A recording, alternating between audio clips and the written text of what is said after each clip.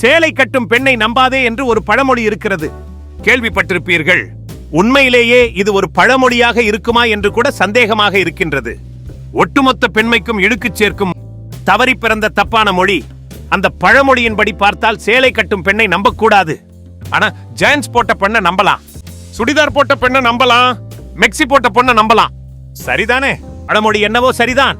இருந்தாலும் பழமொழியின் அர்த்தத்தை எடுத்துக்கொண்ட விதம் இருக்கிறது, அங்கேதான் தப்பு நடக்கிறது. ஆக அதை பாதை மாறிய பழமொழிகளின் பட்டியலில் சேர்க்கலாம். சேலை கட்டும் என்பதை பிரித்தால் சேல் பிளஸ் ஐ அகட்டும் என்று வரும். இதில் ஐ எனும் எழுத்தும் ஆ எனும் எழுத்தும் மறைந்து நிற்கும் மாயைகள்.